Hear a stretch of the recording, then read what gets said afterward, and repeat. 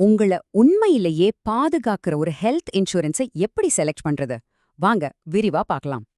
முதல்ல அமித்ங்கிற நண்பர்கிட்ட இருந்து கிடைச்ச ஒரு வலியான ஆனா முக்கியமான பாடத்துல இருந்து ஆரம்பிக்கலாம். அமித் கிட்ட 10 லட்சம் ரூபாய்க்கு பாலிசி இருந்துச்சு.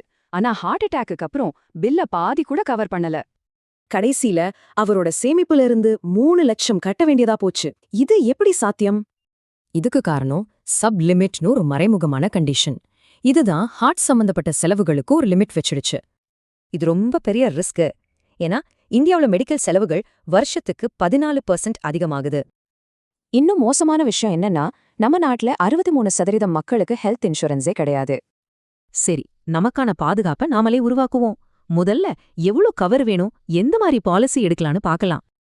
நிறைய பேர் பண்ற தப்பு பிரீமியம் கம்மியா இருக்குன்னு ரொம்ப குறைவான கவரேஜ் எடுக்கிறது தான்.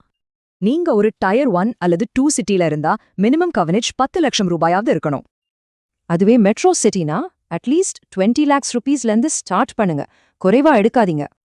சரி, இப்போ இண்டிவிஜுவல் பாலிசி நல்லதா இல்ல ஃபேமிலி ஃப்ளோட்டர் நல்லதா? வாங்க கம்பேர் பண்ணி பார்க்கலாம். இண்டிவிஜுவல் பிளான்ல ஒவ்வொருத்தருக்கும் தனி கவரேஜ். ஆனா ஃப்ளோட்டர்ல எல்லாரும் ஒரே தொகையை ஷேர் பண்ணிப்பாங்க. ரொம்ப முக்கியமான டிப், 45 வயசுக்கு மேல இருக்கிற பெற்றோருக்கு தனியா பாலிசி எடுங்க. அப்போதான் பிரீமியம் கம்மியாகும். அடுத்ததா பாலிசியில இருக்கிற சில மறைமுகமான சிக்கல்களை பத்தி பார்க்கலாம். இத சரியா கவனிக்கணும். முதல்ல வெயிட்டிங் பீரியட்ஸ் புரிஞ்சுக்கோங்க. உங்க பாலிசி எடுத்த நாள்ல இருந்தே எல்லாத்துக்கும் கிளைம் தராது. இப்போ உங்க பாலிசியில கண்டிப்பா இருக்க வேண்டிய விஷயங்கள் என்னென்னு பார்க்கலாம். இது ரொம்ப முக்கியம். முதல் கேள்வி, உங்க பாலிசியில ஹாஸ்பிட்டல் ரூம் ரெண்ட்டுக்கு ஏதாவது லிமிட் இருக்கான்னு செக் பண்ணுங்க.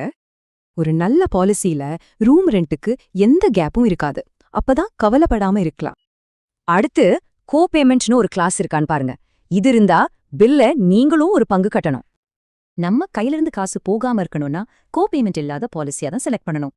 இது மட்டும் இல்லாம சப் லிமிட் இல்லாம முழு ஹாஸ்பிட்டல் கவரேஜ், ரெஸ்டோரேஷன் பெனிஃபிட் இதெல்லாமும் இருக்கணும். கடைசியா உங்க பணத்தையும் டென்ஷனையும் குறைக்கிற 3 கோல்டன் ரூல்ஸ். ரூல் நம்பர் 1, சின்ன வயசுல ஆரோக்கியமா இருக்கும்போதே பாலிசி வாங்குங்க. பிரீமியம் ரொம்ப கம்மியா இருக்கும். ரூல் நம்பர் 2, கம்பெனி இன்சூரன்ஸை மட்டும் நம்பி இருக்காதீங்க. உங்க சொந்த பாலிசி தான் உண்மையான பாதுகாப்பு. 3வது ரூல், அப்ளிகேஷன்ல எல்லாத்தையும் உண்மையா சொல்லுங்க. எதையும் மறைச்சா கிளைம் ரிஜெக்ட் ஆக சான்ஸ் அதிகம். அதனால உங்க பாலிசிய ஒரு தடவைக்கு 2 தடவை செக் பண்ணுங்க. அது நிஜமான பாதுகாப்பா இல்ல வெறும் சூதாட்டமா?